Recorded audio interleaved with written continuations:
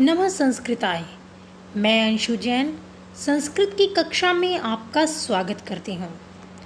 आज हम संस्कृत में शब्द रूप पढ़ने जा रहे हैं, मतलब शब्दों के रूप परिवर्तन। रूप परिवर्तन लिंग और वचन के अनुसार। सबसे पहले शब्द क्या होते हैं, तो आपको मैंने पहले भी शब्दों के बारे में मैं पढ़ा चुकी हूँ। इससे पहले भी आपके लिए मैं पुल्लिंग शब्द, स्त्रीलिंग शब्द और नपुंसक लिंग शब्दों की वीडियो लेकर आई हूँ।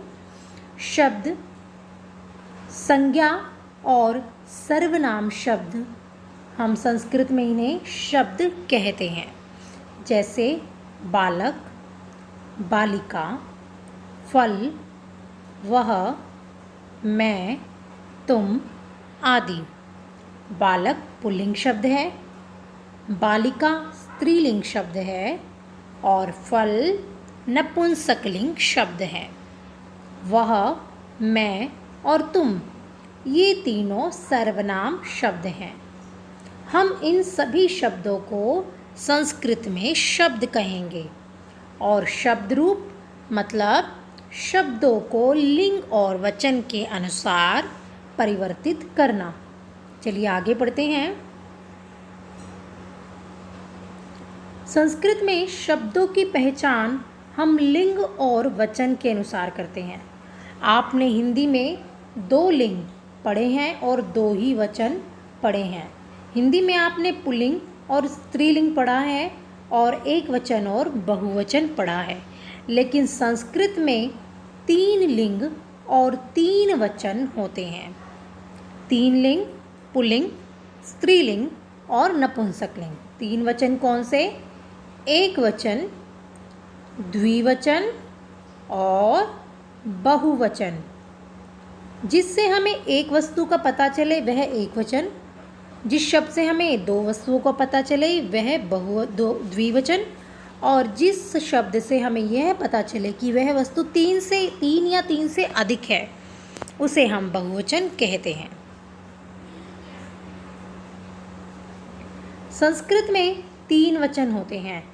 एक व्यक्ति या वस्तु का बोध करवाने के लिए एक वचन, 2 व्यक्तियों या वस्तुओं का बोध करवाने के लिए द्विवचन, 3 या 3 से अधिक व्यक्तियों या वस्तुओं का बोध कराने के लिए बहुवचन का प्रयोग किया जाता है। जैसे मान लीजिए आपके पास एक वस्तु है तो इसे एक वचन कहेंगे, 2 वस्तुएं हैं तो द्विवचन हो जाएगा। लेकिन अगर वस्तुएं 3 या 3 से ज़्यादा हैं तो यह बहुवचन हो जाएगा।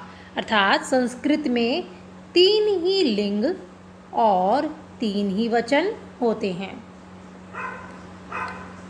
हम सबसे पहले पुल्लिंग शब्द तीनों वचनों में पढ़ेंगे, एक वचन, द्विवचन और बहुवचन में। देखिए, कपोतः, कपोतः मतलब कबूतर। कबूतर शब्द पुल्लिंग है। अब पुल्लिंग की पहचान कैसे हो? जैसा कि मैंने आपको पहले भी बताया है, पुल्लिंग शब्दों में विसर्ग लगता है। एक वचन शब्दों में अगर पुल्लिंग शब्द एक वचन है तो उसके पीछे ये 2 डॉट्स जो दिखाई दे रही हैं आपको, इन्हें विसर्ग कहते हैं। तो पुल्लिंग शब्द में जो एक वचन हो उसके पीछे विसर्ग लगता है। कपोत है एक कबूतर, लेकिन 2 कबूतर को संस्कृत में कहेंगे कपोतो। विसर्ग को हटाकर बड़े ओ की मात्रा लगा देंगे, कपोतो। और बहुवचन में कपोतः, त के पीछे आ की मात्रा और विसर्ग दोनों। सभी पुल्लिंग शब्द एक वचन, द्विवचन और बहुवचन में ऐसे ही बनेंगे। मान लीजिए, एग्जाम्पल ले लीजिए, राम शब्द है तो एक वचन में हो जाएगा राम है, द्विवचन में हो जाएगा रामो और बहुवचन में हो जाएगा रामः। यह आपको ध्यान देना है कि एक वचन में पुल्लिंग में विसर्ग है पीछे, द्विवचन में आने पर ओ की मात्रा हो जाएगी और बहुवचन में आ की मात्रा और विसर्ग दोनों।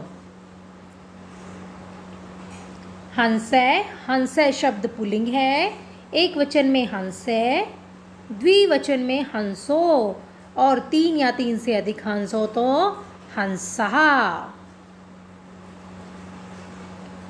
चमस है, चमस है मतलब चम्मच, दो चम्मच हो तो चमसो, तीन या तीन से अधिक चम्मच हो तो चमसहा। मयूर है, मयूर है शब्द भी पुल्लिंग है, मोर, एक मोर हो तो मयूर है, दो हो तो मयूरो और तीन या तीन से अधिक हो तो मयूरहा। बच्चों ये सब आपको ध्यान में रखना है कि पुल्लिंग में एक वचन में विसर्ग होंगे, द्विवचन में ओ की मात्रा होगी और बहुवचन में आ की मात्रा के पीछे विसर्ग होंगे। अब चलिए हम स्त्रीलिंग शब्द तीनों वचनों में पढ़ते हैं। स्त्रीलिंग शब्द पुल्लिंग शब्दों से थोड़े अलग बनते हैं क्योंकि स्त्रीलिंग शब्द आकारांत होते हैं। आकारांत मतलब जिनका अंत आ पर हो, आ की मात्रा पर अंत हो, तो उनके रूप भी अलग तरीके से चलते हैं।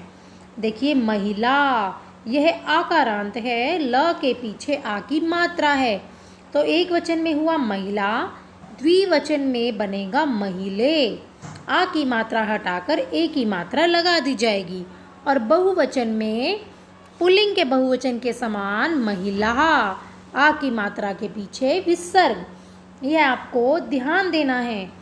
एक एग्जाम्पल लेते हैं।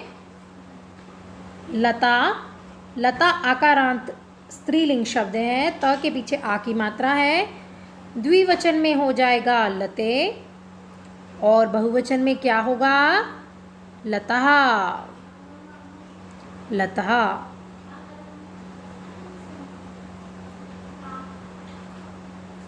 रोटिका, रोटिका मतलब रोटी स्त्रीलिंग शब्द है, का आकारांत।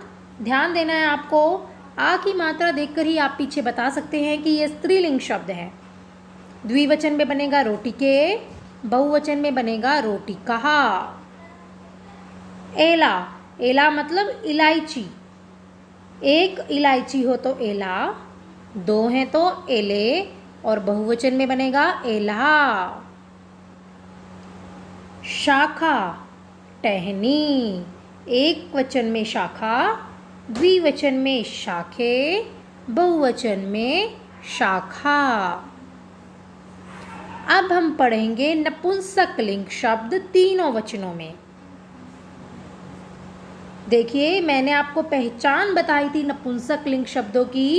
नपुंसकलिंग एक वचन शब्द के अंत में म हलंत होता है। म के नीचे जो स्लैंटिंग लाइन दिख रही है आपको, ये म हलंत होता है।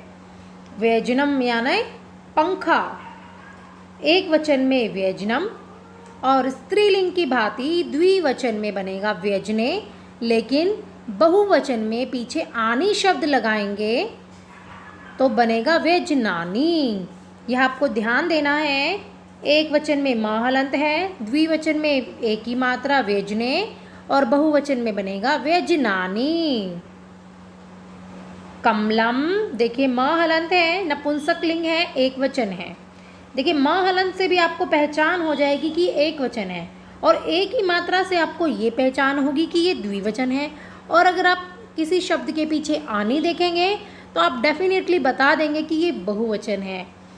कमलम, कमल एक वचन में बनेगा कमलम, द्विवचन में कमले, बहुवचन में कमलानी। इसी तरह से पत्रम, पत्रम मतलब पत्ता, नपुंसकलिंग एक वचन, पत्रम द्विवचन में पत्रे, बहुवचन में पत्राणी। देखिए यहाँ भी आणी लगा है, र के कारण पत्र में र की साउंड आपको सुनाई दे रही होगी। र के कारण न का अणा हो जाता है। चक्रम, एक वचन में चक्रम, द्विवचन में चक्रे, बहुवचन में चक्राणी। यहाँ भी देखिए चक्र में र की साउंड है, तो र के कारण न का अणा हो गया। नपुंसक लिंग में बहुवचन में सभी शब्दों के पीछे आनी अवश्य आता है। आप इसी शब्द से पहचान कर पाएंगे कि यह कौन सा है। देखिए, अब लिंग और वचन की पहचान करते हैं। पुल्लिंग शब्द बालक है। एक वचन में ह की विसर्ग की ध्वनि इसमें आती है, पीछे आवाज़ बालको। यहाँ पर द्विवचन में ओ की मात्रा हो जाएगी बालकाहा, बहुवचन में बालका हो जाएगा आ की मात्रा और विसर्ग। यह आपको ध्यान देना है बच्चों। आपको अच्छे से यह चीज़ याद करनी है कि पुल्लिंग शब्द एक वचन में होगा बालक है, द्विवचन में बालको हो, बहुवचन में बालकहा। इसी तरह से बनेगा राम है रामो रामहा, बाल है बालो बालहा, गज है गजो गजहा।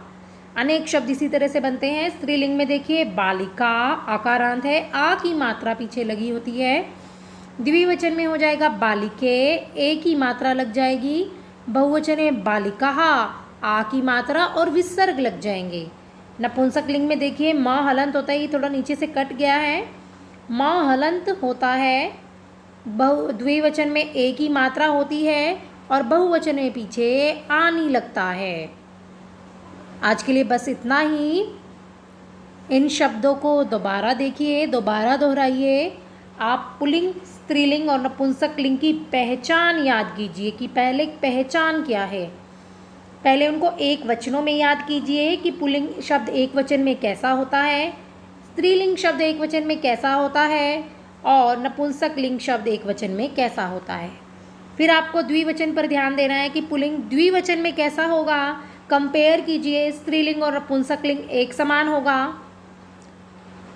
और बहुवचन में पुल्लिंग और स्त्रीलिंग एक समान होगा, लेकिन नपुंसक लिंग अलग होगा। मिलते हैं अगली कक्षा में। धन्यवाद।